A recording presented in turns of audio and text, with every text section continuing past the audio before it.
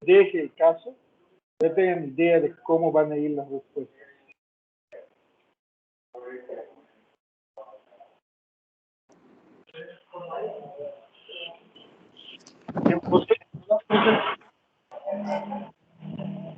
¿Yo puedo comenzar? Ya puedes empezar. Okay. Bueno, en mi caso, vamos a ver lo que es el tema de dengue y empecemos con los factores de riesgo. En el caso de los factores de riesgo, pues está el cambio climático, donde principalmente es en áreas húmedas, donde va a haber, pues en temporada de lluvias también puede haber aumento de estos, principalmente porque el principal sitio donde va a poner sus huevos va a ser en el agua, en los cacharros, sabes que llegan a ver en las casas, donde se puede acumular el agua. También por una inadecuada recolección de residuos puede ser un factor de riesgo, así como una insuficiente provisión de agua potable que obliga al almacenamiento en recipientes caseros y el aumento de las poblaciones en riesgo urbanas. Sin embargo, el principal factor de riesgo va a ser que haya una persona infectada o un caso cerca de lo que es pues la comunidad, ¿no? Porque si en caso de que no haya personas infectadas, pues el mosco nunca va a adquirir la enfermedad. En cambio, cuando una persona dentro de la comunidad ya tiene dengue, pues es muy probable que vaya a infectar a otros moscos.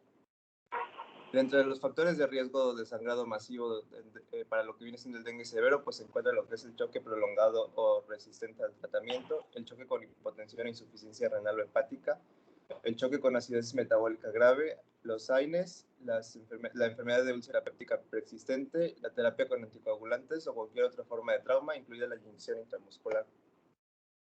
En el caso de la etiología, pues vamos a tener que el dengue pertenece a lo que son los arbovirus de la familia Flaviviridae y del género Flavivirus. De este se conocen 4 tipos que van a ser, pues dependiendo del serotipo, está el virus del dengue 1, 2, 3 y 4. Y la infección va a inducir la inmunidad protectora aparentemente de por vida, pero solo al serotipo homólogo. Es decir, si me da el dengue del tipo 1, voy a tener inmunidad al tipo 1, pero no al tipo 2, 3 y 4. El virus también es un virus ARN positivo que tiene una envoltura lipídica, además de que tiene 3 proteínas estructurales y varias, creo que eran 7 no estructurales. En el caso de las, sí, en el caso de las estructurales tenemos la proteína cápside. Esta proteína cápside, pues es lo que va a ensamblar las partículas del virus mediante la interacción con el ARN viral y la membrana del retículo endoplásmico, además de que en el núcleo va a ser capaz de causar apoptosis. Luego está la proteína de envoltura E, que es la principal estructura antigénica, se encarga del reconocimiento del receptor por medio de la célula huésped y también de la fusión del virus a la membrana endosomal. Y también había leído en algún lado que puede determinar el serotipo, que es lo que les había mencionado. Principalmente era la proteína E4, la que determinaba los serotipos 1, 2, 3 y 4. Y luego también está lo que es el precursor de membrana y la proteína de membrana. En el caso del precursor de membrana, pues este está presente en lo que es la superficie del virus cuando está inmaduro o es recién sintetizado, y lo que hace es que va a limitar la fusión de la proteína E, evitando así que el virus recién sintetizado se vaya a fusionar de nuevo con la célula. Y en el caso de la proteína M, pues está presente en el virus infeccioso cuando ya es maduro. Luego las 7 proteínas no estructurales, pues es la NS1, NS2A, la B, la NS3, la NS4A, la NS4B y NS5. En el caso de NS1, pues este va a ser un cofactor para la replicación del ARN viral y antagonista de la activación del complemento. Para la epidemiología, pues está que son las tropicales y de las neotropicales, y generalmente los mosquitos van a ser muy sensibles a los cambios de temperatura, con un hábitat más o menos adecuado, una temperatura que va entre los 25 y los 30 grados centígrados. Pues incrementa en lo que son las épocas de lluvia, y México es uno de los países que más casos notifica anualmente, y en el caso de América Latina pues tiene a afectar más a las personas que son menores de 25 años. Los países que tienen mayor incidencia de casos de dengue pues van a ser Brasil, Venezuela, Colombia y México, principalmente lo que es Centroamérica y el Caribe, y la tasa de ataque pues va a estar en función de lo que son los susceptibles y los previamente inmunizados por los serotipos del virus, por lo que los incrementos endémicos pues van a obedecer a la alteración de los serotipos del virus y a la acumulación de los susceptibles. ¿Qué quiero decir con esto? Que un brote significa la circulación de un serotipo y que va a ser un serotipo nuevo, ¿no? O que regrese después de un tiempo y de ahí va a haber un incremento súbito que puede durar entre 1 a 3 años y luego de crecer al disminuir los susceptibles. Es decir, que cuando un serotipo está presente en la comunidad, pues vamos a tener un incremento porque las personas no estaban, las personas de la comunidad no tenían no habían tenido contacto con los serotipos y una vez que ya varios de la comunidad obtuvieron la enfermedad, pues ya tienen una inmunidad al serotipo y ya va a ser menos frecuente el caso de esto. Sin embargo, pues para los otros serotipos, en el momento que aparezcan, pues va a haber un incremento de ellos. Actualmente, pues tenemos que los serotipos, el virus del dengue 1 y el 2, pues van a ser los más frecuentes y se ha visto que está en incremento el virus del dengue 3, haciendo que haya un mayor riesgo de reaparición. Luego, cada vez que se introduce un serotipo, pues lo va a hacer desde la frontera sur de Guatemala y de Belice. Generalmente, pues se va a desplazar desde lo que es el centro del país se desplaza dentro del país desde lo que es el sur hacia el norte y va a tardar en aproximadamente 4 a 6 años en abarcar todo lo que es el territorio mexicano. En el caso de la infección primaria, pues se parece después del primer año de vida generalmente, debido a que, más específicamente después de los 4 años, porque para este momento pues ya la protección de los anticuerpos maternos disminuye y hay una menor exposición de los mosquitos antes de los 4 años. Y puede ocurrir también dengue severo en menores de un año cuando sucede una infección por un serotipo diferente al que tenía los anticuerpos de la madre. Y aquí vemos, por ejemplo, pues que en el caso de Yucatán, pues el dengue no grave, pues no ha habido casos, pero en el 2020 hubo al menos 50 casos confirmados. En el dengue con signos de alarma solo ha habido un caso y en el año pasado pues hubo 85 y para el dengue grave o el dengue severo pues tenemos que solo ha habido un caso actualmente y en el 2020 hubo un total de 9 casos confirmados.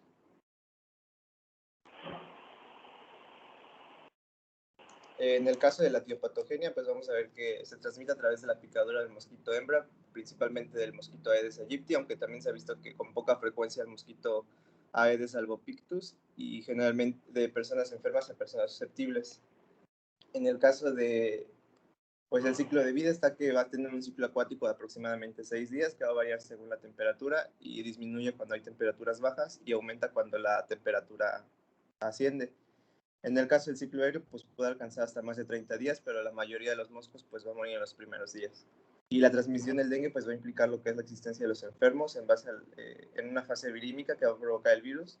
Y después del virus se puede transmitir a un susceptible en un lapso de 3 a 14 días más o menos. En sí el ciclo del mosco pues es que el mosco va a depositar los huevecillos en lo que es donde hay agua contenida o estancada. Luego estos huevos van a evolucionar a su fase de larva y luego la larva va a pasar a la fase de pupa, que en 1 o 2 días generalmente pues va a convertirse en lo que es en el mosco adulto, que como dije puede vivir hasta 30 días más o menos, pero no todos sobreviven todos los 30 días, sino que la mayoría va a morir los primeros días. En el caso de la fisiopatología, pues está lo de la replicación, no sé si quiere que lo mencione, doctor, o me paso directo a la fisiopatología como tal. ¿Está lo de qué, perdón? La replicación del virus. Dilo rapidito. Ok. Pues en el caso de la replicación, pues solo el virus va a ser depositado por medio de la saliva del mosco y generalmente es endositado por las células de Langerhans de la piel. Esto va a migrar a los granulos linfáticos donde llegan al torrente sanguíneo y ya una vez que llega al torrente sanguíneo, pues se va a ir diseminando hacia otros tejidos. Bueno, cuando ya el virus llega a lo que es a la célula, que generalmente infecta a la gran mayoría del cuerpo, principalmente el endotelio, bueno, tiene efecto en el endotelio, las partículas virales se van a unir al receptor y se va a endositar de forma que como un endosoma temprano. Luego va a madurar un endosoma tardío por un proceso de acidificación y se va a dar luego la liberación de lo que es la nucleocápside en el citoplasma, haciendo que el genoma viral pues, del RNA se una a los ribosomas en el retículo endoplásmico, que era el rugoso, y el genoma se va a traducir, ¿no? Luego el producto inicial va a producir una poliproteína, que es la que va a liberar las 3 proteínas estructurales, la cápside C, la envoltura E y la proteína M, y las 7 no estructurales. Luego las proteínas no estructurales se van a reclutar en las vesículas membranosas y van a copiar lo que es el genoma viral, haciendo que se ensamblen con las proteínas estructurales para formar a las nuevas partículas virales. Luego estas pues ya tienen que pasar por lo que es el complejo de Golgi para terminar su glucosilación y luego pues ya van a ser expulsadas como exotoxinas y van a poder infectar a otras células. Y en el caso de los anticuerpos, pues generalmente los anticuerpos lo que van a hacer es que en la mayoría de los casos pues solo van a aumentar, van a generar los anticuerpos en la persona y pues esta va a desarrollar lo que viene siendo pues su inmunidad. Sin embargo, en una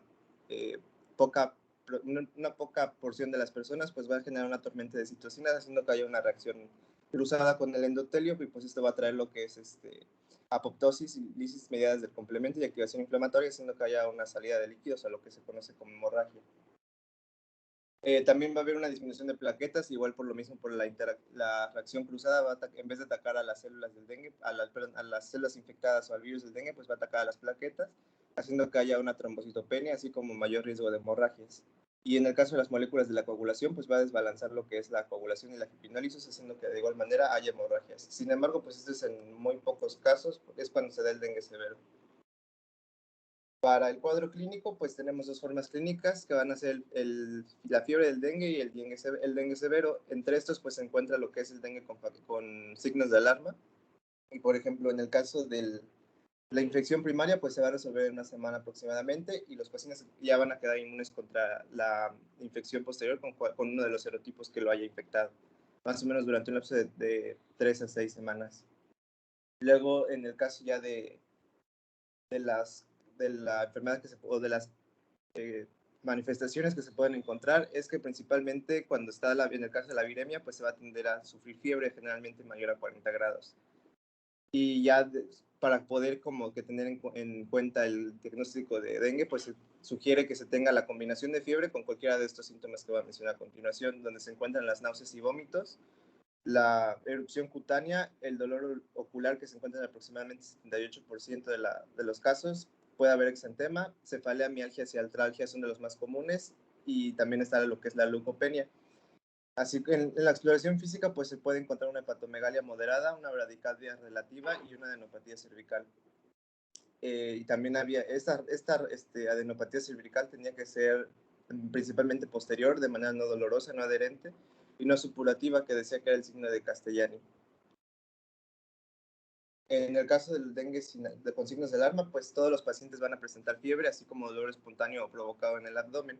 Generalmente esto es lo que más, con lo que ya empieza a tener el diagnóstico de dengue, aunado con todos los síntomas que voy a mencionar a continuación, que vienen siendo vómitos persistentes, acumulación de la clínica de fluidos, el sangrado de las mucosas, la letargia y una hepatomegalia mayor a 2 centímetros. Y en el caso de los resultados de laboratorio, generalmente se encuentra una hemoconcentración y junto con lo que viene siendo una trombocitopenia.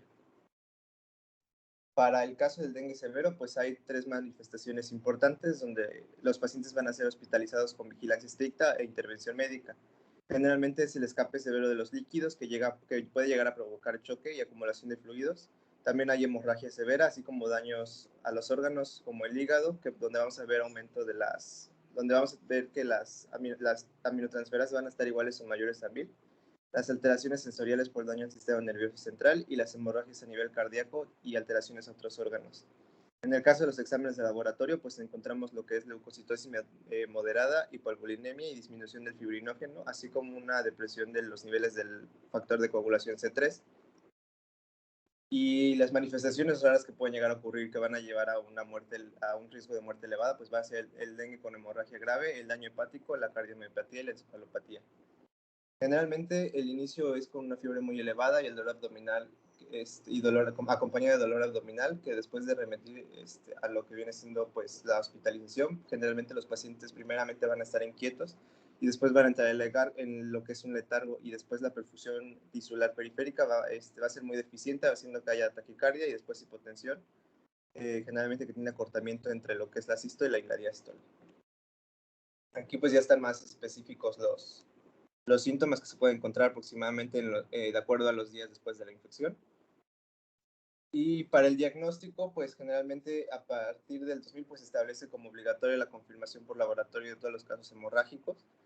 Y la forma clásica pues va a ser muy difícil diagnosticar como vimos, pues son manifestaciones que están casi en la mayoría de las enfermedades que hemos visto, son muy inespecíficas, especialmente en los niños. Pero en el caso de las anormalidades de laboratorio, que igual son muy inespecíficas, pues van a encontrar leucopenia moderada, aumento leve del hematocrito, así como de las transaminasas.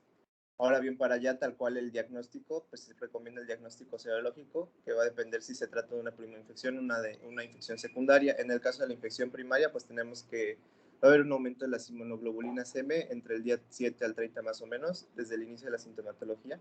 Y va a haber una ausencia de la inmunoglobulina G de manera inicial y después va a aparecer, vamos a empezar a ver lo que es su aparición a partir del 10º día. En el caso de las infecciones secundarias, pues ya va a haber la presencia de la inmunoglobulina G desde el inicio. Va a haber un incremento aproximadamente, creo que del cuádruple hacia el día 15 y va a haber una presencia baja o un poco ausente de las inmunoglobulinas M. Y en el caso de la fase aguda, pues el aislamiento del virus en cultivo decía que podría llegar a ser una opción, pero tenía una sensibilidad del 50% más o menos los 5 primeros días. Entonces no era muy recomendado. Para el diagnóstico diferencial, pues hay que tener en cuenta que, por ejemplo, en el signo del Castellani, que era el de la adenopatía, pues puede considerarse indicativo de rubiola en la fase exantémica. Igual se tenía que hacer diagnóstico diferencial con lo que es la fiebre tifoidea, principalmente en su inicio, ya que pues la fiebre elevada, la leucopenia y la bradicardia se presentan en ambas enfermedades, y también había que hacer un diagnóstico con leptospirosis y rickettsiosis, y en el caso de los flavovirus, pues de los flavivirus, perdón, también podían además presentar otras manifestaciones como la fiebre amarilla, la encefalitis japonesa y la enfermedad neuroinvasiva del virus del oeste del Nilo, que generalmente comparten los mismos grupos antígenos, y por lo mismo, pues en las pruebas serológicas es difícil el diagnóstico o la diferenciación entre estos. En el caso del tratamiento para Nada más, José, déjame detenerte tantito para que puedas respirar, ¿sí? Pon la anterior. Ahí está el diagnóstico diferencial. Nada más que aquí veo que la tabla, esa tabla de dónde la tomaste, del combate. ¿Del tratamiento? La lista de enfermedades para el diagnóstico diferencial, ¿de dónde la tomaste? Sí, está en el Kumate. Pero porque veo que le faltan las otras enfermedades que son primas de ¿no? Que son chikungunya, mayaro y zika, que también tendrían que entrar en el diagnóstico diferencial. Ahorita que las veamos vamos a ver que pueden tener diferencias clínicas. Como digo, pueden tenerlas, ¿no? Como todas estas que nos mencionaste acá, ¿no? Pueden tener diferencias clínicas, pero de manera habitual se parecen mucho, son síndromes febriles que se acompañan de alguna sintomatología de ataque del estado general, ¿no? Entonces a esas faltarían acá, las otras que vamos a ver hoy. Sigue. Bueno, pues en el caso del tratamiento, generalmente cuando es una primera infección, se recomienda el tratamiento sintomático acompañado de lo que es paracetamol y de sales para rehidratación oral. Algo que me faltó mencionar era que generalmente igual hay mucha deshidratación en los casos de dengue, principalmente debido a que, como mencioné, al momento de hacer reacción cruzada va a atacar al endotelio y pues esto va a generar que haya se salga la sangre, bueno, el líquido, ¿no? De lo que es el endotelio, de los vasos. Igual hay que estar alerta de los signos de alarma en el caso de la primera infección. Vimos cuáles eran, principalmente fiebre y dolor abdominal. La enfermedad va a ceder después de manera espontánea de unos 2 a 12 días, y en el caso de lo que es el dengue severo, pues sí requiere un tratamiento inicial que se va a acomodar de acuerdo a 3 grupos, el grupo A, el grupo B y el grupo C. En este caso, pues todo caso con fiebre en zonas donde hay mucho brote o endémicas, se prefiere que solo reciba sales de hidratación oral, y el tratamiento sistema es el paracetamol, y no se recomienda el uso de la aspirina, del ibuprofeno ni de otros AINES, debido a que esto puede agravar el sangrado, ¿no? Para el caso, pues ya de cómo se debe manejar, están 3 grupos.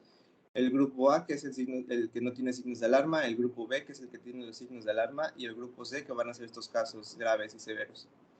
Para el caso del grupo A, pues generalmente los pacientes se les recomienda que tengan una prueba de laboratorio, pues lo que es el hemograma y el hematocrito, para comprobar el hematocrito como tal y las plaquetas.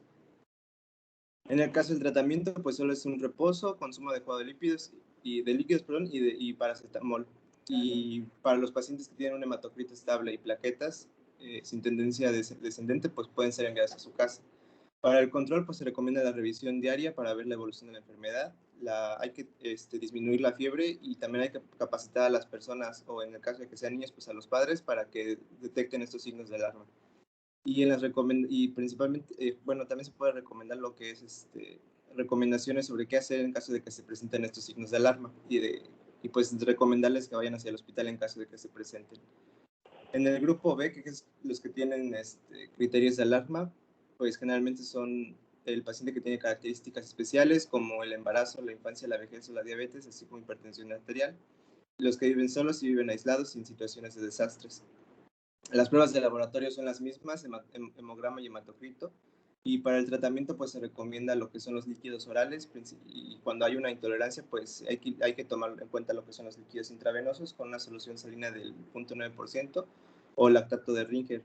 En el control pues se encuentra temperatura, balance de líquidos, checar lo que es la producción de orina, igual los signos de alerta en caso de que se presenten, tomar en cuenta lo que es el hematocrito y los leucocitos y plaquetas y la vigilancia en caso de que haya evolución para signos de alarma. En algunos se va a requerir hospitalización, generalmente cuando hay, pues ya empiezan a haber muchos signos de alarma y los pacientes con signos de alerta pues pueden requerir lo que es el seguimiento del hematocrito y de las plaquetas. Para el tratamiento pues se recomienda tal cual lo que es checar lo que es el hematocrito y después administrar soluciones isotónicas, principalmente solución salina al 0.9% y lactato de Ringer. Esto pues va a iniciar 5 a 7 mililitros kilogramo por cada hora por 1 a 2 horas, después se va a reducir a 3 a 5 mililitros, esto aproximadamente por 2 a 4 horas y después ya se reduce a 2 a 3 mililitros por 1 hora o menos de acuerdo con la respuesta clínica del paciente. Igual se recomienda mantener lo que es el seguimiento clínico de los laboratorios y pues en caso de que si vemos que el paciente va a empeorar, pues lo que se recomienda es una hemoconcentración. Y en caso de que el paciente empeore y veamos una hemoconcentración que va a incrementar aproximadamente de 5 a 10 mililitros, generalmente se recomienda reducir los líquidos intravenosos para evitar extravasación. En el caso del control, pues hay que revisar los signos vitales y la perfusión, que es también la producción de orina cada 4 a 6 horas, el hematocrito y antes y después del reemplazo de líquidos, y en el caso de la glucemia también se recomienda la observación debido a que pues, generalmente nos puede dar indicios de afectación a otros órganos como es la renal, la hepática, igual el perfil de coagulación. Y ya para lo que es el grupo C, que son los que tienen signos graves o severos, generalmente las pruebas de laboratorio que se van a pedir son el hemograma, el hematocrito y las pruebas de función según los órganos que estén afectados. Puede ser, por ejemplo, las pruebas de función hepática, la prueba de orina, etc. Para el tratamiento del choque compensado, pues se recomienda seguir con los líquidos intravenosos con soluciones isotónicas cristaloides, generalmente de 5 a 10 mililitros kilogramos por hora durante 1 hora. En caso de que el paciente tenga mejorías, pues ya los líquidos intravenosos se van a reducir de manera gradual y pueden mantenerse estos hasta por 24 a 48 horas. Si vemos que el paciente sigue inestable, pues hay que revisar el valor del hematocrito después del primer bolo intravenoso y si el hematocrito está aumentado todavía sigue elevado, pues hay que repetir con con un segundo bolo de solución cristaloide. Ya para el tratamiento de lo que es el choque con hipotensión, pues hay que iniciar con los líquidos intravenosos, igual con solución cristaloide, generalmente 20 mililitros por kilogramo en un bolo de 15 minutos. Cuando el paciente mejora, pues hay que administrar una solución de cristaloides de 10 mililitros kilogramo por hora en 1 hora y luego reducirlos de manera gradual, como lo habíamos visto con anterioridad. Y en el caso de que el paciente siga inestable, pues hay que revisar igual el valor del hematocrito antes de administrar el primer bolo. Y si el valor del hematocrito era bajo, pues nos está indicando lo que puede ser riesgo de sangrado y nos vemos en la necesidad de realizar una prueba de compatibilidad sanguínea, así como la transfusión de sangre. Esto para recuperar todo lo que es la sangre perdida. En el caso de que el valor del hematocrito estaba elevado en comparación con el valor basal, pues hay que cambiar a coloides intravenosos de 10 a 20 mililitros por kilogramo y después volver a evaluar después del segundo bolo.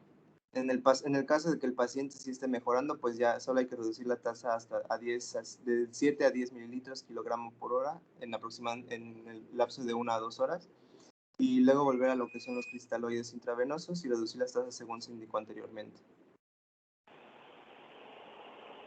En el caso de las medidas de prevención, pues está la protección personal contra las picaduras de los moscos, la ropa que cubra la piel, como los de manga largo, los pantalones, los repelentes que te contengan el componente químico DEET, instalar que son los mosquiteros, ya sea metálicos o de plástico en puertas y ventanas. En el caso de la nebulización con insecticidas piretroides, generalmente son los que están encargados del personal de gobierno principalmente. También está la descacharrización, la difusión de la información sobre las medidas preventivas, y había una que decía que se mencionaba en el Cumate que había vacunas que se estaban probando, había creo que 4, y solo una había salido de la fase de pruebas, y ya estaba en lo que era la fase 4, donde ya se podía distribuir a la población. Sin embargo, todavía era muy reciente, y en el caso de los pacientes que se llegaban a vacunar con esta, pues tenían que tener una vigilancia continua. Generalmente esta vacuna solo se aplica para la población donde hay una prevalencia de anticuerpos que resulte mínimo del 70%. El grupo de edad era de los 9 a 45 años, y la protección era muy baja para el virus tipo 2, que es el que es el más frecuente en las epidemias junto con el 1. Había una protección del 50% para el 1, pero para el caso del 2, del 3 y el 4 había una protección de hasta el 70%. Y eso es todo. Excelente, José. Nada más te voy a criticar una sola cosa. Estuvo muy bien tu presentación. Vas muy rápido. Tienes que bajarle a 80. 120 es muy rápido. Pero muy bien. Prácticamente tocaste toda. Deja tus diapositivas porque voy a preguntar algunas cositas. Vamos a ver. Pero lo voy a preguntar poniendo el problema.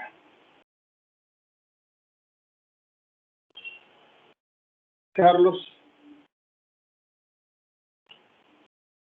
Tocayo.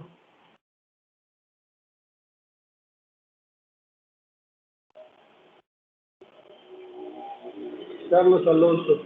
Nosotros, Carlos Dimitri. Carlos Alonso, ninguno contesta. Carlos Alonso.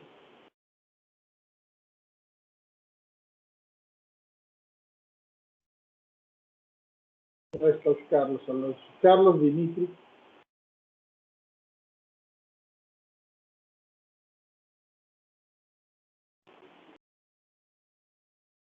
Pues está pasando. A ver. Alguien que no me va a dejar mal. Daniela Cruz. Suárez Cruz.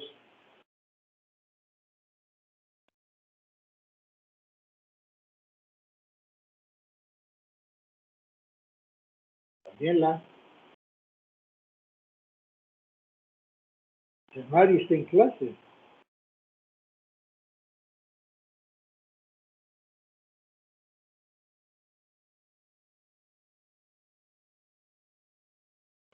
José, ¿me escuchas?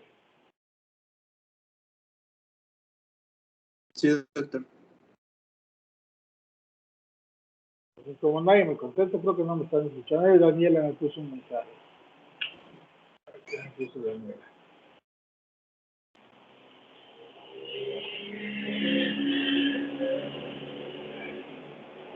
No le escucho, Daniela. No tiene micrófono.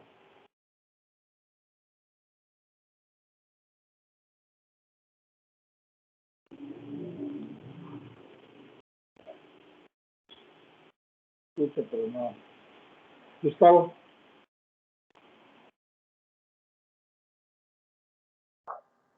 Sí, doctor, dígame. Ya, Gustavo. Gracias por contestar. Gustavo, ¿conoces algún servicio de urgencias? ¿De algún hospital? No, doctor. No. No. ¿Cómo le vamos a hacer para que lo conozcan? Bueno, te voy a hacer la pregunta sin saber, sin que conozcas un servicio de urgencias.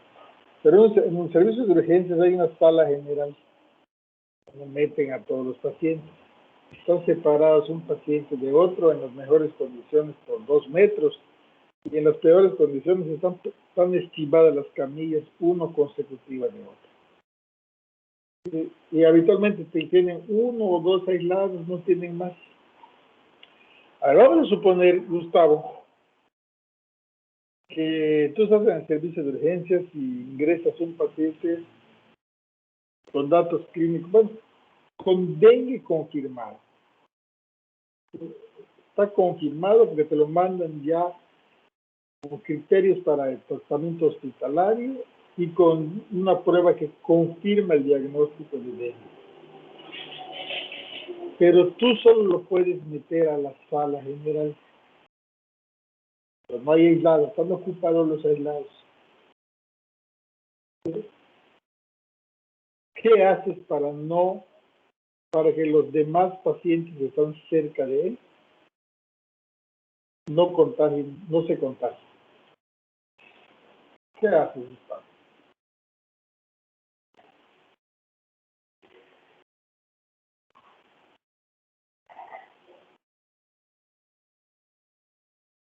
Presta atención, José, porque tú me vas a ayudar.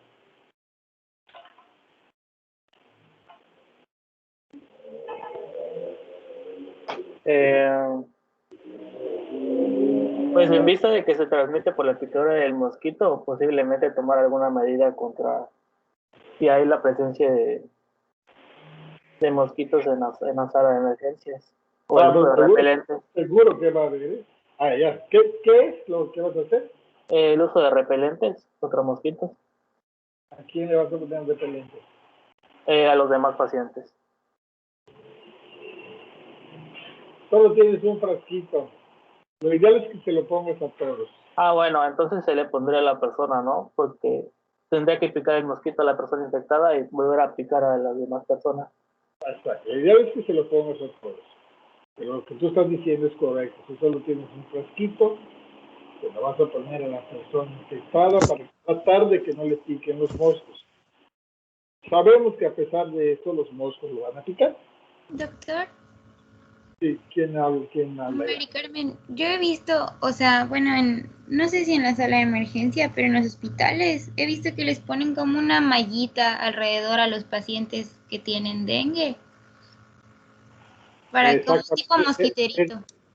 Exactamente, esa es otra medida. O sea, una medida es ponerles el repelente. La otra es que les pongas pues como le decimos nosotros aquí, esta mallita le decimos pabellón, ¿sí?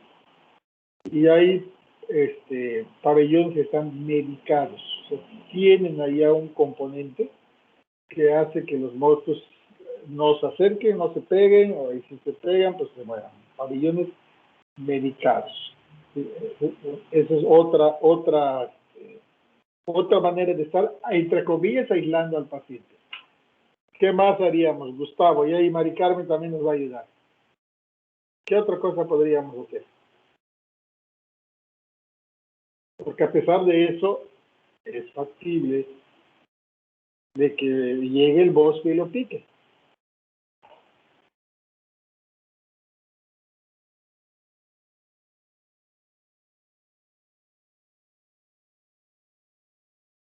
¿No podríamos hacer otra cosa, Gustavo?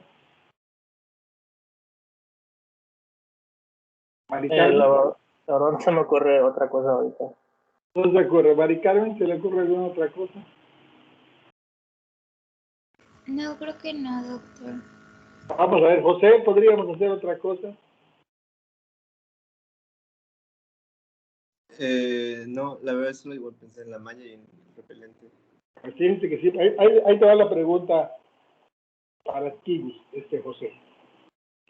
Doctor, igual se puede, Irving, igual se podría fumigar de vez en cuando.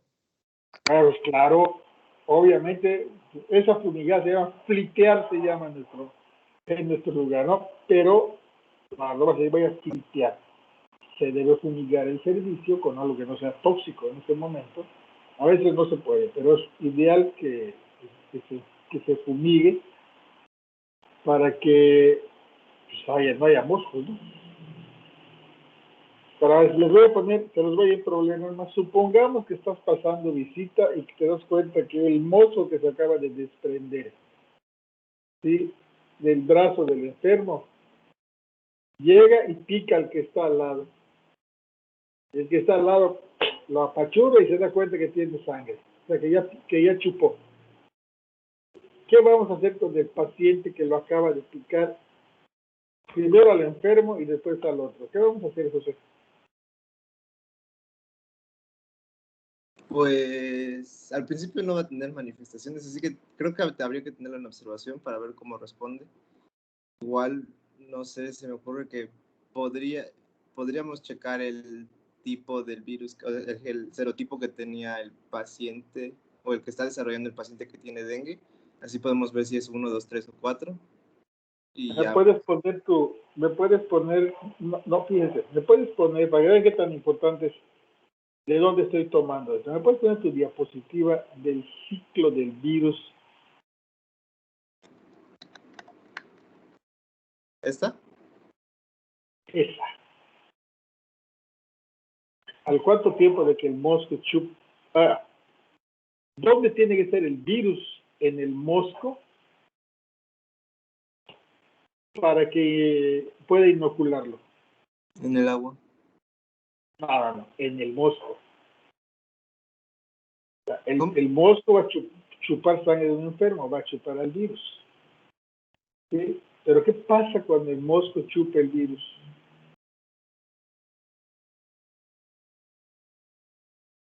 Pues generalmente había leído que el mecanismo del virus se da en el estómago del mosquito.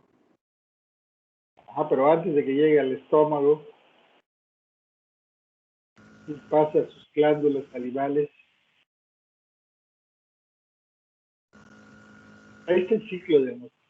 Ahora es que no está el ciclo, me voy a encargar una cosa. El ciclo del virus en el mosquito. ¿Qué pasa cuando el virus entra al mosco? Hay un periodo, se lo voy a decir, ¿sí? Cuando el virus entra al mosco, el mosco no es inmediatamente infectante, porque tiene que cumplir un ciclo el virus en el mosco, se tiene que replicar además, ¿no? ¿Cuánta más sangre puede chupar un mosco de un enfermo? ¿Cuántos más virus puede tener? Pues en el mosco pasa algo parecido a lo que pasa en el humano. Hay un periodo de incubación antes de llegar al estómago y a las glándulas salivales.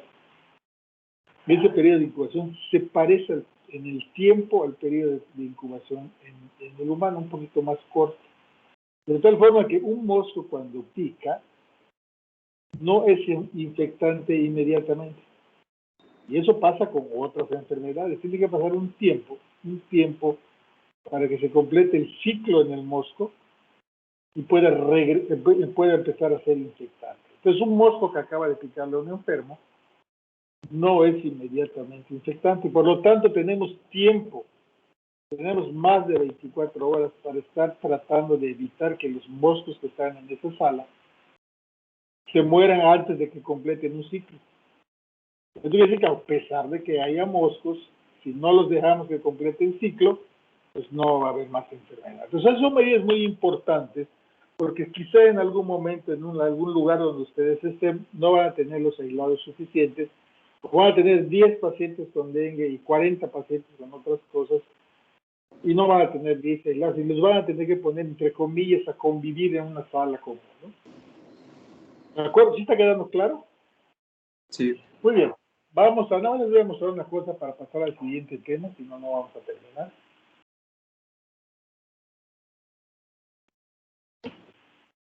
A ver, aquí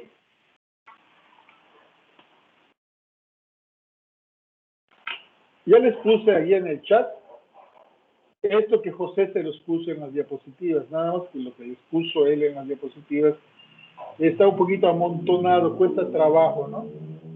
Esta es la clasificación del dengue y tiene una columna más. Vean ustedes que aquí a la izquierda tiene esta columna que no tiene en la diapositiva que nos puso José, que dice fiebre indiferenciada. Y es ahí cuando tenemos el problema diagnóstico, ¿no? O sea, tenemos más problemas porque los datos que presentan pues son datos de cualquier cosa que inicia, ¿no? Fiebre indiferenciada. Y aquí está la clasificación. Grupo A, Grupo B y Grupo C, clasificación de la OMS. El dengue no grave, o sea, dengue sin signos de alarma. El dengue grave, ¿sí? Que tiene los mismos datos que el dengue no grave con signos de alarma, que es, si se van aquí es casi lo mismo. ¿Cuál es la diferencia? La severidad de la hemorragia, la severidad de la fuga y el estado de choque. Esa es la diferencia, para que sea más fácil clasificar. ¿De acuerdo? Ya se los puse por ahí. Rápidamente. Chikungunya y Zika. Uno tras otro, para que podamos ver un caso clínico.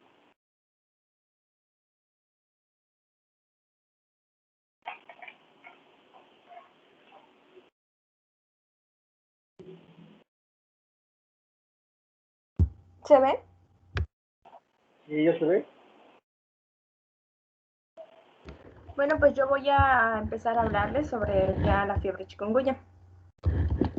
El chikungunya, bueno, es un virus ARN monocatenario que pertenece al género Alphavirus, en esta familia Togaviridae. Bueno, este mosquito contagia, produce una enfermedad febril aguda que se transmite al hombre mediante él, o sea, ese es su vector. Y hay dos especies por las cuales están incluidas y son las mismas que mencionó Sebastián, del Aegypti y Albopicus. Son las mismas involucradas en esta transmisión del dengue. Se han identificado 3 linajes para la enfermedad. Estos quiere decir que están limitados geográficamente por donde se encuentran. Tenemos al genotipo africano, al genotipo asiático y al genotipo americano. La especie Aegypti está confinada más que nada a zonas tropicales y subtropicales, mientras que la Albopicus está más que nada en regiones templadas o templadas frías. El Albopictus se dice que hay más abundancia en zonas rurales porque hay una mayor variedad. Sin embargo, el Aegypti está estrechamente asociado a lo que es viviendas y criaderos en espacios interiores. El principal reservorio es el hombre. Sin embargo, también tiene reservorios primates, roedores, aves y mamíferos pequeños. Normalmente se dice que pican durante todo el periodo nocturno, o sea, casi no están activos de noche, por así decirlo. El Aedes, este es un vector eficiente debido a la alta susceptibilidad de virus. Tiene una alimentación preferencial con sangre humana, su alimentación diurna, su picadura casi imperceptible y bueno, puede picar a varias personas en un periodo corto. Bueno, tenemos en la parte de epidemiología, el virus se dice que se llegó a aislar aproximadamente entre 1952 y 1953 debido a la epidemia en Tanzania. Estos provocó que siguieran brotes de una gran magnitud y se fueron desplazando hasta llegar, por ejemplo, a Tailandia entre la década de 1960 y 1970. Pareció desaparecer entre 1980 y 1990, sin embargo, aproximadamente para 2004 se inició un nuevo brote en costas de Kenia y se extendió hasta el 2006. Esta epidemia continuó expandiéndose y llegando hasta la India, produciendo aproximadamente más de 1.3 millones de casos entre 2006 y 2010. Y, por ejemplo, aquí en nuestro país, el diagnóstico epidemiológico es fundamental para poder establecer un diagnóstico clínico. El vivir o haber visitado en las regiones con transmisión de chikungunya es un dato muy importante. Y tenemos que para 2015 en México hubo una prevalencia de casos de 11.577, siendo en el estado 1.627. Con el paso del tiempo, estos casos fueron disminuyendo, llegando en el 2006 748 y en el estado 11 casos. Y sucesivamente fueron disminuyendo más los casos hasta llegar a la semana 35 de este año, en el que únicamente se han presentado 3 casos en todo el país y en el estado ninguno. Esta parte es similar igual a lo que ya nos había explicado Sebastián. La forma de contagio se va a dar de la misma manera porque son ambas especies las que contagian esta enfermedad. Entonces, el mosquito puede completar su ciclo de vida, desde el huevo hasta el adulto, en aproximadamente 7-10 días, y los mosquitos adultos generalmente viven de 4 a 10 semanas.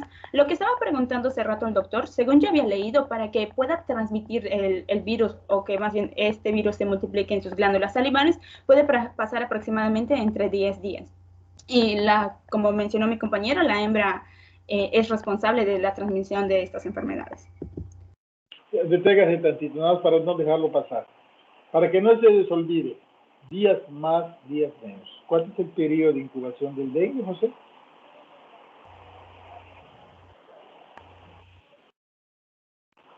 José. ¿Cuánto es el periodo de incubación del... ¿En el humano o en el mosco? En el humano. Aproximadamente como 6 días, creo que decía. ¿Cuántos periodos de incubación de chikungunya en el humano? Va de un rango igual, como hasta, o sea, el máximo de 1 a 12. El promedio. Entre 3 y 7. Muy bien. En el mosco es igual. En promedio, 7 días. Pero no se olvide.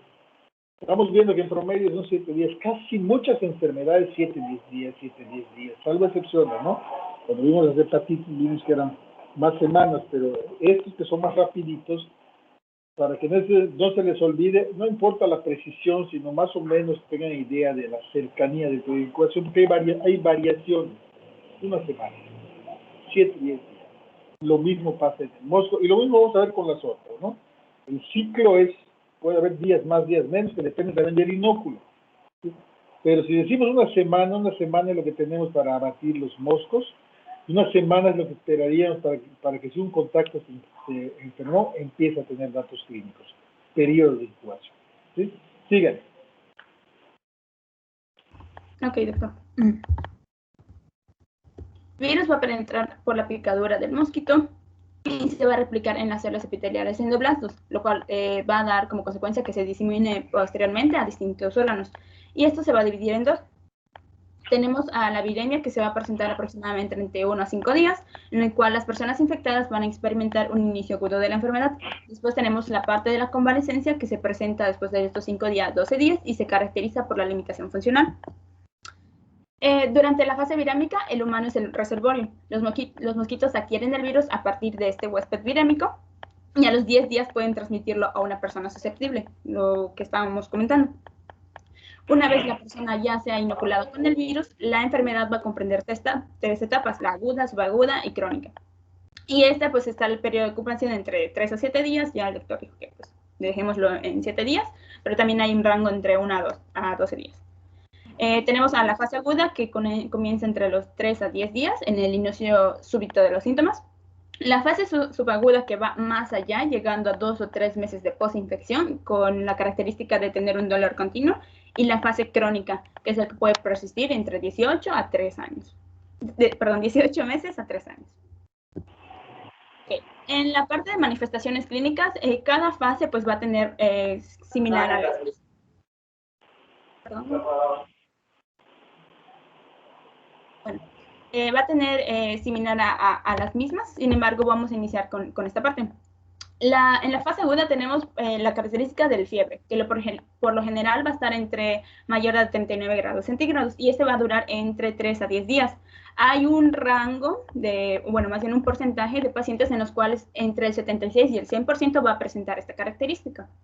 Tenemos la artralgia y la mialgia, que son los dolores en la articulación y el dolor muscular, que también cada uno de estos va a presentar un rango de frecuencia, siendo entre 71 al 100% y siendo entre 46 al 72%. También tenemos la presencia de cefalea, que se da entre un 17 a un 74%, el dolor de espalda, que es entre 34 y 50%, náuseas y vómito, el exantema, que es la erupción maculopapular eritematosa, principalmente localizada en troncos y extremidades.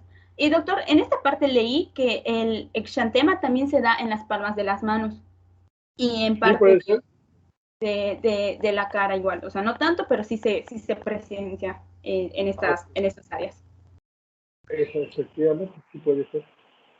Y la conjuntivitis, con un rango aproximado, un porcentaje aproximado de entre 3 al 56%.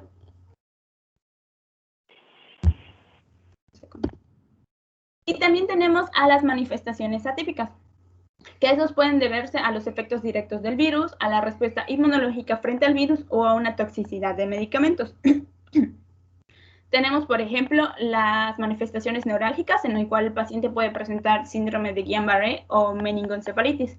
También tenemos las manifestaciones oculares, en el cual está la presencia de retinitis o uveitis, cardiovasculares, que son miocarditis, pericarditis, la piel en una hiperpigmentación fotosensible, y las renales, que viene siendo una nefritis o una insuficiencia renal aguda. Hay muchas más manifestaciones clínicas, sin embargo, estos vi que son como que las más mencionadas. Después tenemos a la fase subaguda, que va a empezar después de los 10 días y se puede extender a los 3 meses. Va a haber un aumento de la sintomatología que ya vimos en la fase aguda, y pues va a aumentar también el compromiso articular, el compromiso tendinoso y ocular. Va a haber presencia de trastornos vasculares, reumatológicos, cambios oculares, fatiga y depresión. Y en la fase crónica puede presentarse desde meses, desde 15 meses, 18 meses, hasta 3 años desde el inicio de los síntomas. Va a presentar fatiga por varias semanas, y la principal manifestación es la artritis, llegando al paciente hasta la convalescencia y alteraciones en su vida cotidiana y productividad. Según leí en esta parte, doctor, se le conoce a estas personas como el hombre encorvado, porque pues está... Eso quiere decir la enfermedad. Es lo que quiere decir la enfermedad, el hombre encorvado. Chikungunya eso quiere decir.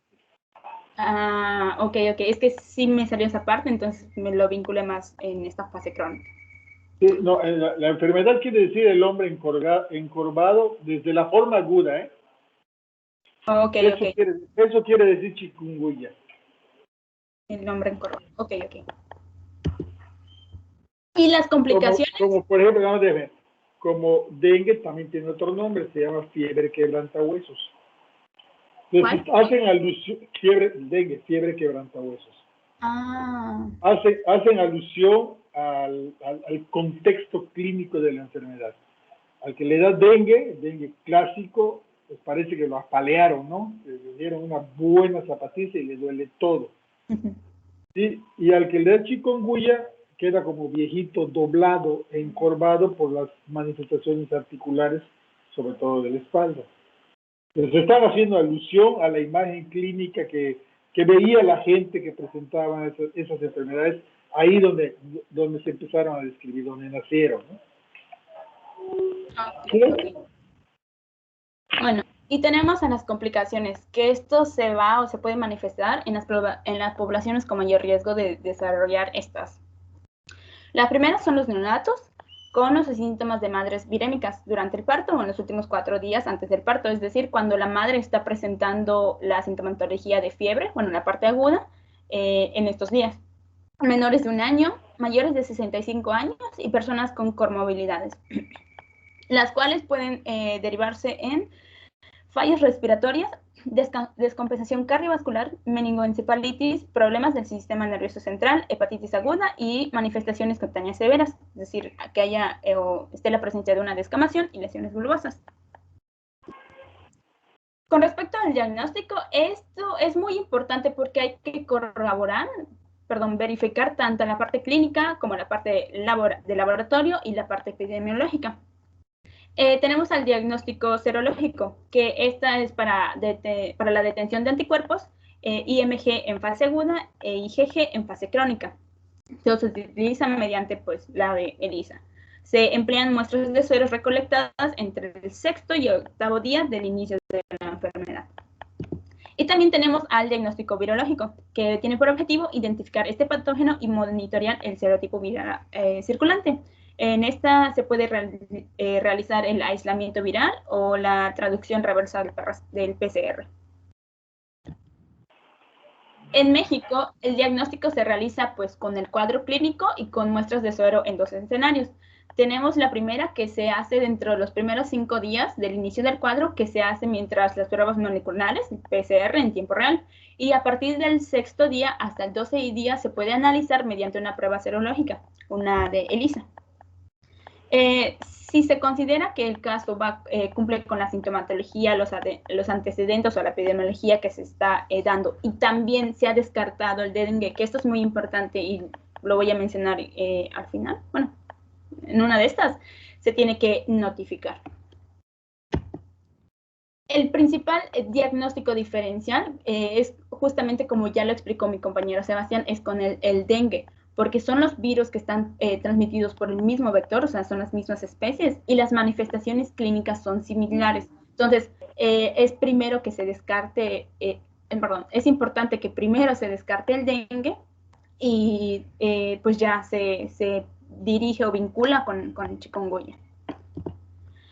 Ok, como ya nos dijo el doctor, pues está estos nombres que supongo que son una parte visual clínica importante de cómo diferenciarlos, ¿no? Fiebre rompehuesos y el hombre encorvado, es una de ellas.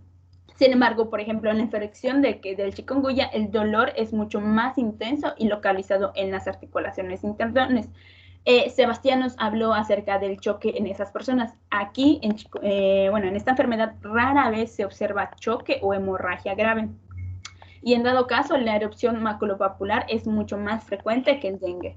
En esta tabla que se encuentra en el Kumate, pues nos muestran lo que es la sintomatología diferencial entre ambas enfermedades, ¿no? Tenemos que por ejemplo, las mialgias o las artralgias está acá muy elevado, mientras que en el dengue está como que más o menos. Y el rash sí o sí está más elevado que en esta enfermedad que en la del dengue.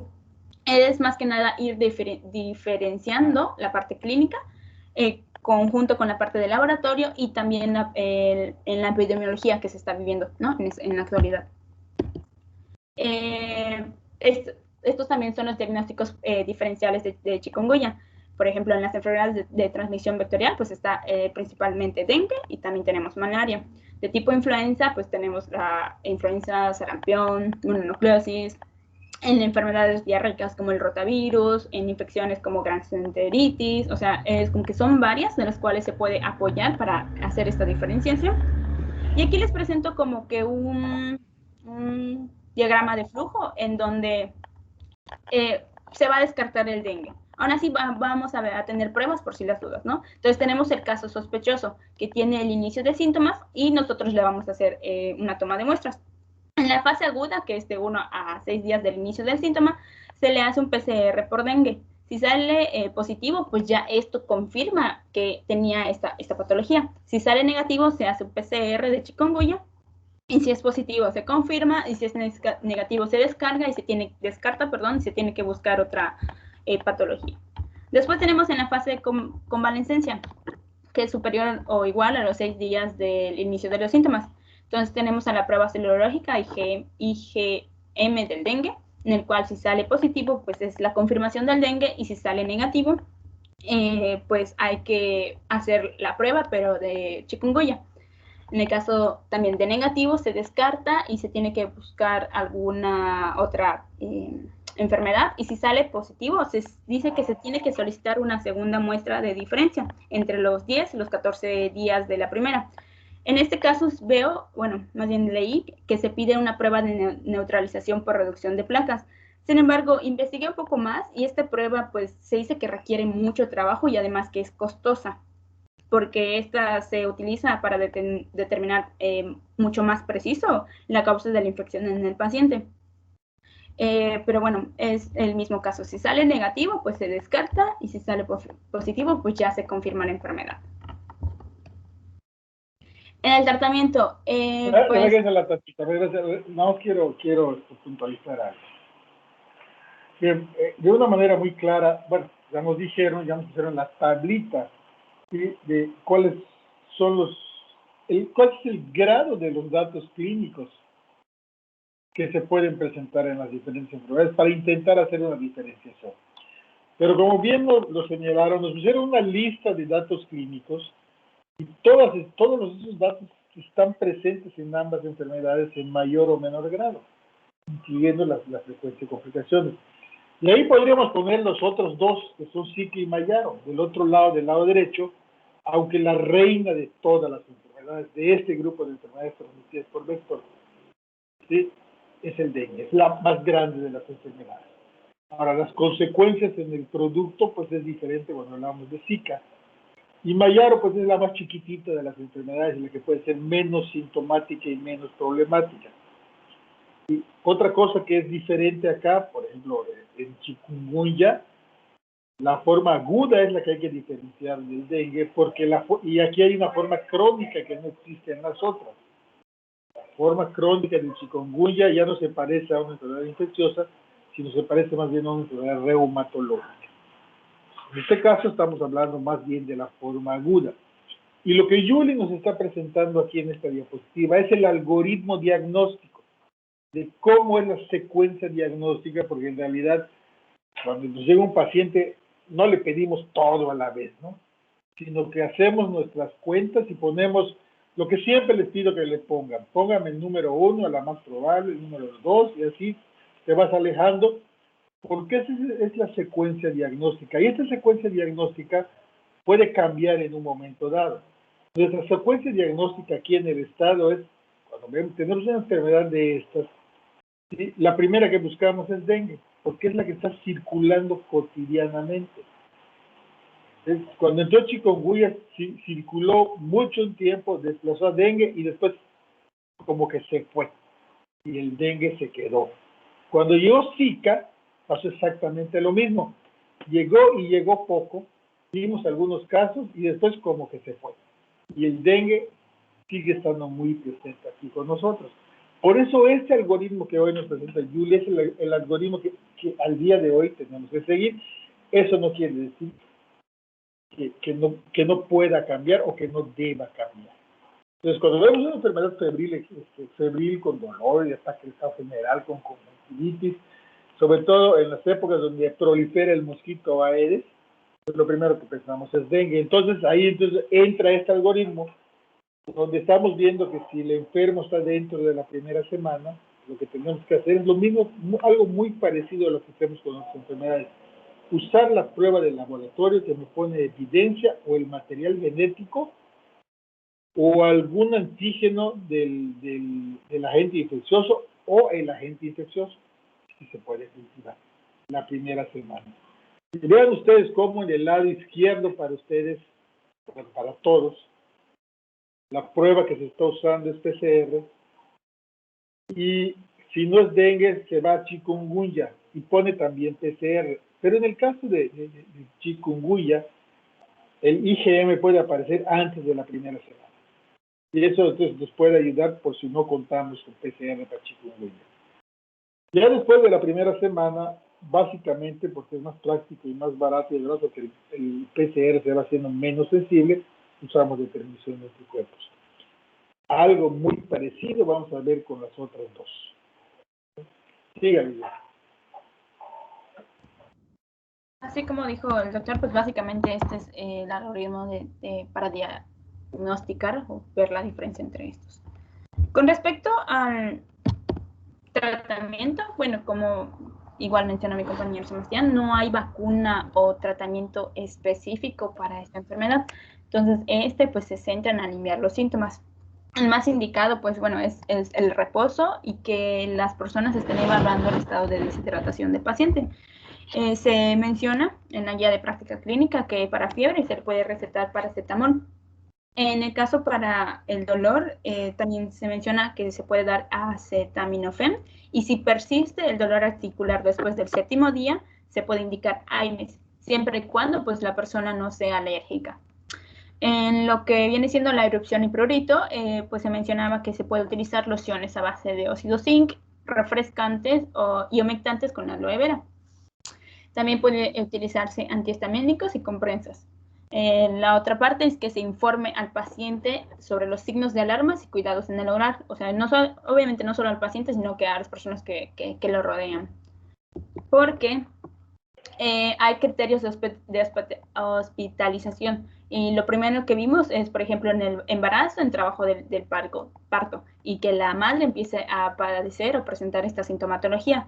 Que si el paciente empieza a tener oliguria o anuria, una hipotensión refractaria, un sangrado clínico, alteración del sensorio, es decir, todos estos criterios ya como que alzan un signo de alerta.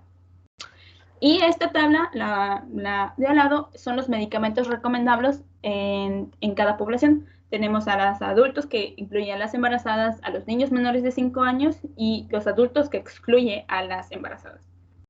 O sea, básicamente son los que se recomiendan, por así decirlo. Y ya por último, en la prevención y pronóstico es muy similar a lo que comentó mi compañero Sebastián.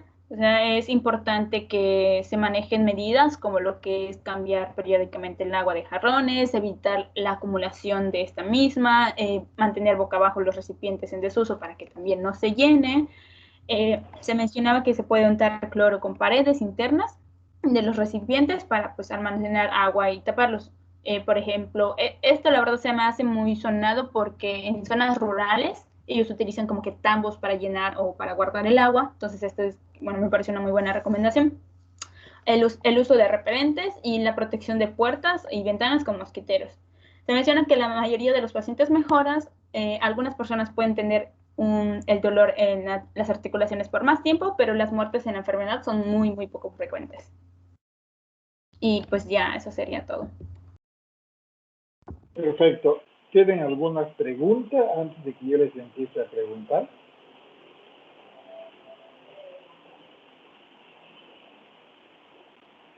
No. No puede ser. Pero bueno, vamos a hacer una cosa. Ya tengo listo el caso clínico, que además va a ser una tarea. Pero vamos a dejar avanzar esto para que tenga más elementos para contestar. Les voy a hacer una petición.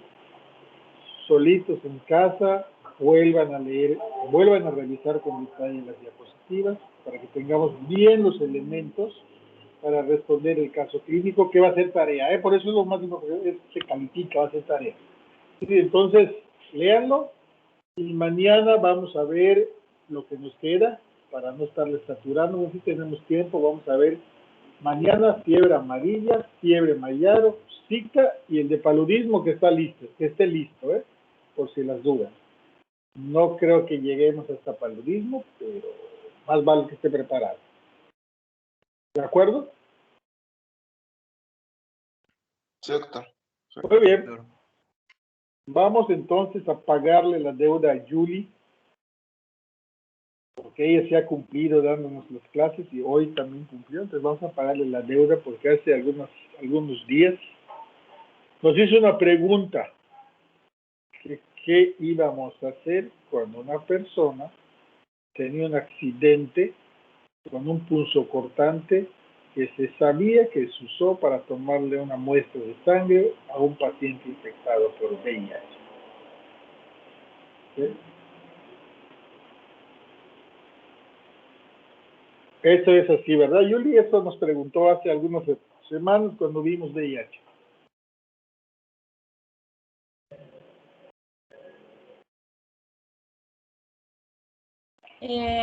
Sí, doctor. Sin embargo, pues igual ¿verdad? ya chequé, o sea. Pero vamos a ver. Yo sé que ya checaron, por eso lo he estado dejando, pero a ver que ya checaron. Paola, ¿qué hacemos, Paola?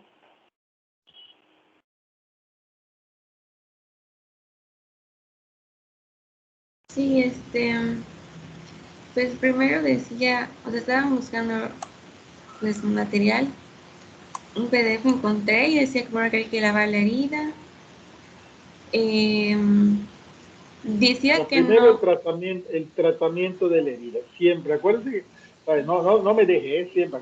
Vamos para recordar que cuando hay una herida, es muy importante tratar de ver herida. Vimos rabia, vimos tétanos, y ahorita otra vuelta volvemos a exactamente al mismo punto. El manejo de la herida es fundamental cuando existe herida. Obviamente cuando es un punzocortante, es una aguja, pues habitualmente no hay herida, entra y sale, ¿no? De todas maneras, tenemos que manejar el sitio de la punción. Aunque ahí ya tenemos un problema, porque vamos a manejar arriba, vamos a quitar lo que está arriba, pero lo que está abajo, pues ya no le podemos llegar. Pero hay que manejar la herida. Paola, ¿qué más?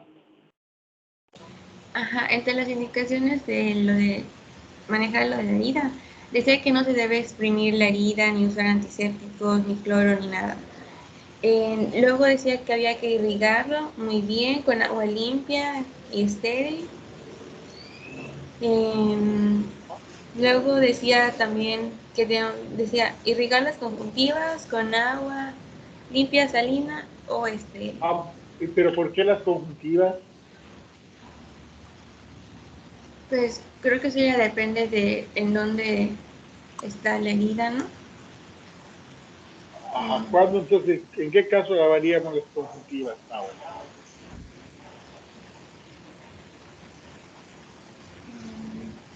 No creo, la respuesta es muy sencilla, ¿no? Como Si si la toca función fue en el... A ver, te voy a poner de otra manera. Si la función fue en el dedo, ¿me lavo las conjuntivas? No. No, ¿verdad? Si me pringué con sangre las conjuntivas, entonces me las lavaré. ¿Está claro? Sí. Eso.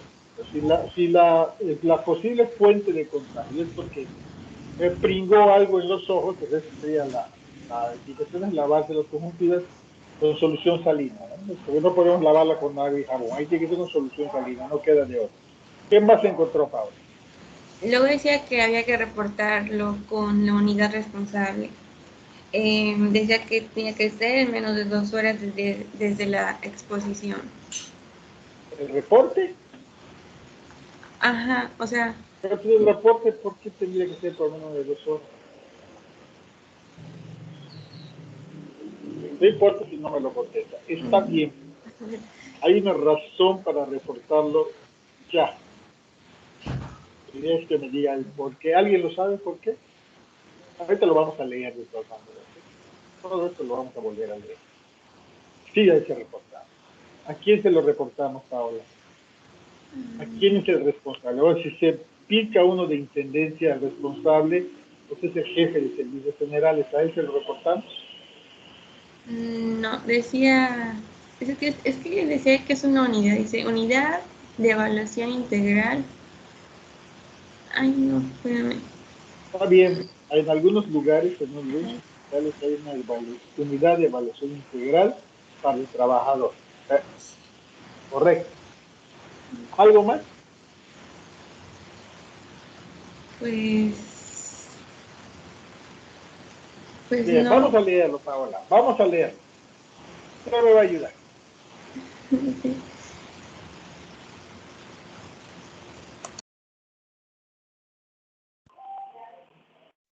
Me avisas si ves mi pantalla. Sí se ve. ¿Sí? Entonces, primero vamos a leer, Paola, el resumen, porque el artículo, miren, el artículo se llama actitud a seguir en caso de accidente biológico. O sea, no va a ser solo de VIH-Sida, pero aquí vamos a tocar el punto del VIH-Sida, pero esto va para otras cosas porque un accidente biológico, ¿sí?, puede transmitir diferentes enfermedades, no solo VIH-Sida, y enfermedades que marcan al paciente o que se hacen crónicas. Entonces vamos a ver el aspecto general y vamos a ir tomando los puntos nada más de VIH-Sida, que fue lo que nos preguntó Chuy. Entonces léanos el resumen, por favor, Paola, despacito, con calmita. La transmisión del virus de la inmunodeficiencia humana, el virus de la hepatitis B o el virus de la hepatitis C, desde un paciente portador a un trabajador sanitario, puede ocurrir a través de pinchazos accidentales, con agujas o heridas con instrumentos cortantes, aunque poco frecuente. La trascendencia médica y legal que una exposición ocupacional puede tener por el personal sanitario es importante, dado que el riesgo de transmisión de enfermedades infectocontagiosas de elevada mortalidad y la necesidad de tener perfectamente establecida una secuencia de actuación hacen que estas recomendaciones de profilaxis post-exposición deban ser conocidas y está al alcance de todos los profesionales sanitarios que realicen una labor asistencial. Con este fin, realizamos esta revisión y puede, ¿está bien eso? Y puede estar al día de la actitud a seguir en caso de un accidente biológico primario, primando la practicidad de aplicación dentro de la amplitud, que es un tema tan interesante como este. Muy bien, entonces vean ustedes, aquí solo mencionan algunos, les digo, los más relevantes, las enfermedades que son crónicas, ¿sí?, que tienen un impacto social y que te pueden causar problemas de salud serios, ¿no? Entonces, pero no son los únicos, hay otras cosas que te pueden pasar cuando tú te accidentes con un punzo cortante. Déjenme contarles que tristemente, pero gracias a Dios sigo aquí, no tengo nada. Yo tuve un accidente con un punzo cortante, un niño infectado con VIH, estaba haciendo una venodización y me piqué el dedo con una sonda canalada, se rompió el guante y tuve una herida en un dedo y casi muero en ese momento, porque no se sabía nada de lo que ahorita vamos a revisar. Y si hubiese sabido lo que se sabe ahorita, pues a lo mejor yo no hubiese vivido un año de angustia y una tentativa de divorcio, porque pues, yo me quería divorciar para no enfermar a mi esposa. Pero hoy sabemos que hay cosas que hacer y que esas cosas que hacer evitan enfermedades, pero además también sabemos que el riesgo que existe es bajo. Y lo que les tengo mencionado allá es que una cosa muy importante es que hay que hacer las cosas bien y rápido porque existe una profilaxis post-exposición, sobre todo en el caso del VIH-Sida. Una profilaxis que es efectiva cuando se da oportunamente y correctamente. Son dos cosas, oportunamente y correctamente. Paola y Yuli, aunque es para todos, oportunamente, reporte rápido a la persona responsable, la que sabe qué hacer, para que con oportunidad y de manera correcta haga lo que se tiene que hacer. ¿Sí? Entonces, lo primero es el manejo de la herida, rápidamente la profilaxis post-exposición, y luego rápidamente la indagación de enfermedad preexistente, porque si no, esto le pasa a un trabajador, pues es un riesgo laboral, ¿no? Entonces ahí tenemos las tres cosas que se deben hacer: manejo de la herida, profilaxis rápida y oportuna y correcta de la exposición, y luego la indagación de enfermedad preexistente. Quiere decir que si yo, trabajador, es lo que pasó conmigo, ¿no? Tienes un accidente, en este caso no me dieron profilaxis, a mí no se sabía, ¿sí? No hubo profilaxis, pero ya hoy sabemos que la debemos dar, aunque el riesgo sea bajo, porque sabemos que palo dado ni Dios lo quita en estos casos, entonces hay que dar profilaxis. Pero además hay que hacerle pruebas al paciente para ver si no tiene en ese momento hepatitis B, C o VIH, porque si la tienen, pues no le vamos a atribuir al accidente, a la enfermedad, pues ya la tenía. Y eso es muy importante porque eso es un aspecto laboral además. ¿De acuerdo?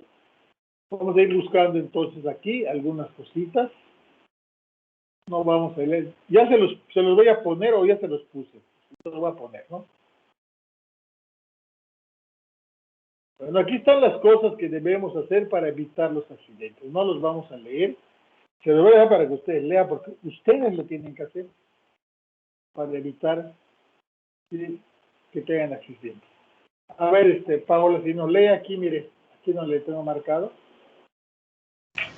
Sí. El riesgo de infección por VIH ante una exposición de riesgo con frecuencia va asociada al riesgo de infección por otros agentes como el virus de la hepatitis B, el virus de la hepatitis C, debido al alto índice de coinfección de estos con el VIH. No vamos a leer lo de hepatitis B ni de hepatitis C, porque no vamos a tener tiempo. ¿Sí? Entonces vamos a ir buscando aquí qué es un accidente biológico. Lean qué es un accidente biológico. Se considera como una exposición que pudiera dar lugar a una infección por VIH, por virus del hepatitis B o C, o a través de una herida percutánea, aguja o corte con objeto afilado, o contacto de membrana mucosa o piel, de impacto con sangre, tejido u otro fluido corporal que esté potencialmente infectado. Los siguientes fluidos están también considerados como potencialmente infecciosos: el semen, secreción vaginal, el líquido cefalorraquídeo, sinovial, pleural, peritoneal, pericárdico, amniótico. Y el riesgo potencial de infección por estos líquidos es desconocido por falta de estudios epidemiológicos.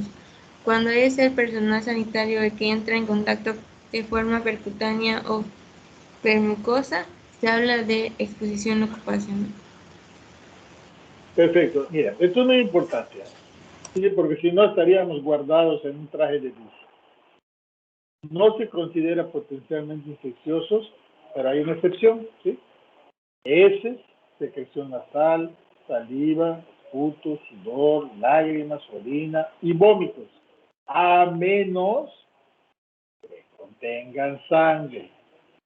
Esto quiere decir que si estos heces, secreción nasal, saliva, esputo, orina, vómito, tienen sangre, entonces sí son potencialmente infecciosos. De todas maneras, la probabilidad de infección con estos líquidos corporales es muy baja. Y en el caso de mordedura humana, es rarísimo que puedan transmitir alguna infección, a menos que esa boca esté sangrando y que la lesión que se hace con los dientes sea profunda y que se contamine con sangre, ¿no? Entonces aquí, en realidad, el líquido corporal que hace que estos productos que habitualmente no sean infecciosos es la contaminación con sangre del mismo paciente. Y aquí está la conducta seguida. Léala, Paula. Paula, ¿qué hacemos? Solo lea los puntos. Valoración inicial. En valoración inicial se realiza una historia clínica y determinaciones analíticas.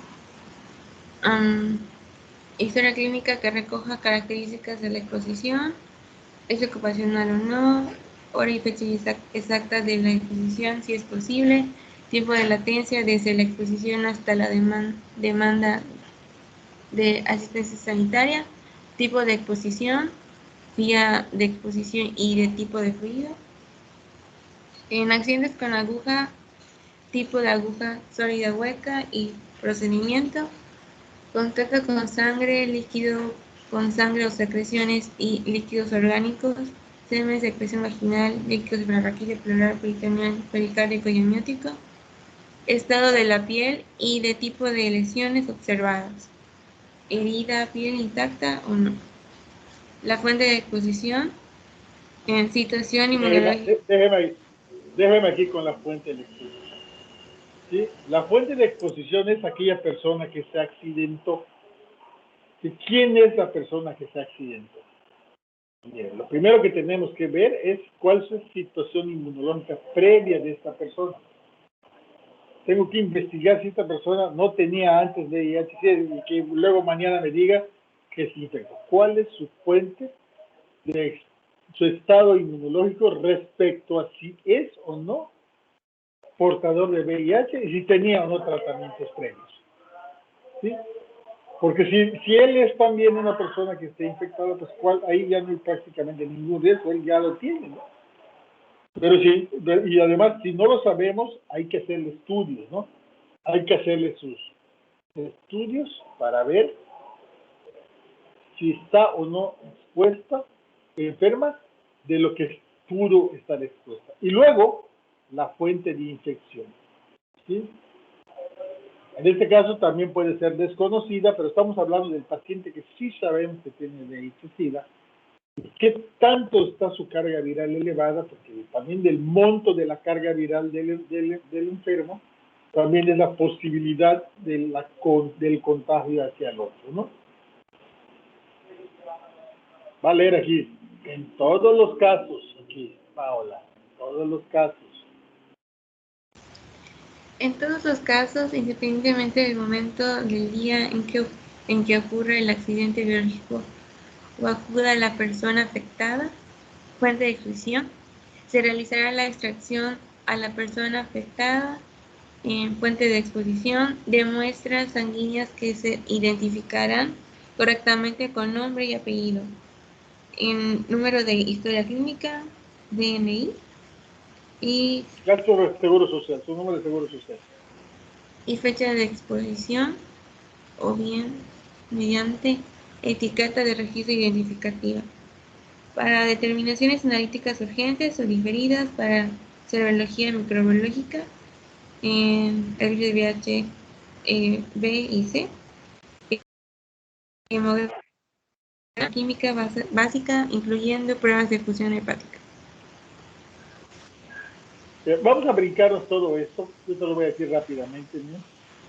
Si yo me lesioné gravemente con un pulso cortante y no sabían si el paciente tenía alguna enfermedad, hay que ver si el paciente tenía o no la enfermedad.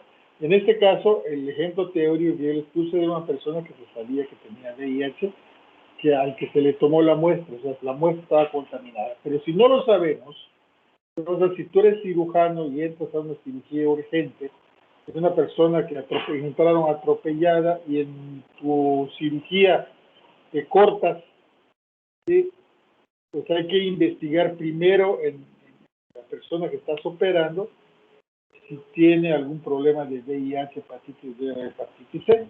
Porque si no lo tiene, pues el riesgo para el que se lesionó pues también es cero, ¿no? Eso es lo que nos dice este punto. Me voy a ir buscando aquí esto, que es la respuesta directa a lo que Yuri nos preguntó. Léalo, Pablo. El tratamiento farmacológico antirretroviral se administrará lo antes posible dentro de las primeras 24 horas, idealmente antes de las 4 horas post-exposición, y se prolongará durante 4 semanas si existe buena tolerancia. El periodo de tiempo tras la exposición dentro del cual se aconseja iniciar el tratamiento es de 48 a 72 horas. Bien, ahí está su respuesta, Yuli. ¿Sí? Su respuesta concreta a lo que usted nos preguntó. Si una persona tiene un accidente con un punzocortante que se usó para tomarle una muestra sanguínea a una persona enferma con VIH-Sida, lo que hay que hacer es darle el manejo de la herida y darle profilaxis antirretroviral por un mes, ¿sí? Y idealmente esa profilaxis debe iniciarse dentro de las primeras 24 horas. ¿Sí? Pero tengo hasta 72 horas para iniciarlo, conservando cierto grado de eficacia de profilaxis. Después de eso, pues ya no tiene mucho caso porque ya habría réplica viral en el accidentado, ¿no? Entonces, aquí está la respuesta concreta a su pregunta. Y ya no lo vamos a ver, pero aquí más abajito está un esquema que no tiene caso que lo toquemos aquí. ¿Sí? Y aquí nos dice, de acuerdo a la condición, el esquema que podríamos seguir, pero básicamente es el mismo, ¿no? Aquí está el tratamiento. El tratamiento 1, el tratamiento 2, y aquí arribita, pues está la clasificación de la exposición. Pero lo más importante es que identifiquen al accidentado, que lo reporten inmediatamente con quien sabe, y quien sabe tome inmediatamente cartas en el asunto para el manejo de la herida, la historia clínica rápida tanto en el expuesto como en el enfermo, y tomar la decisión de iniciar profilaxis antirretroviral con alguno de estos sistemas. ¿Sí quedó claro?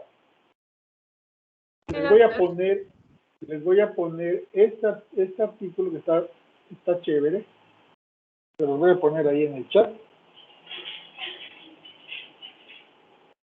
para que todos lo tengan. Gracias, doctor.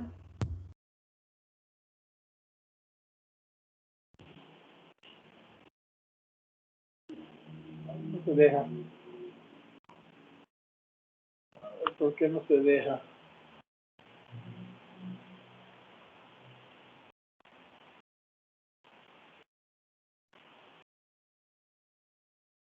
Pues, déjame transformar. No sé por qué no me deja.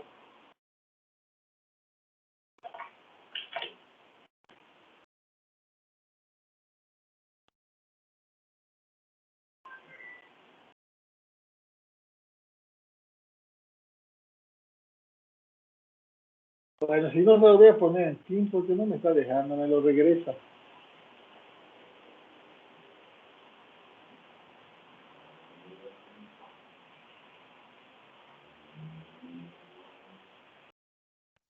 Me lo regresa.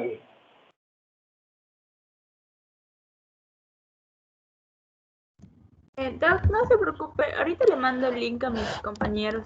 Es que yo igual encontré ese artículo. ¿Sí? Bueno, ahí está, ya te lo puse. Ya me dejó. Ahí está. ¿Quién? ¿Usted lo encontró, Yuli? ¿Quién me dijo que lo encontró? ¿Sí? Yo. Sí, ese. Pues ya lo sabía, ya sabía su respuesta. Perfecto, estamos sobre el tiempo, estamos a 10 minutos, podemos tomarnos esos 10 minutos. Mañana, fiebre amarilla, empezamos con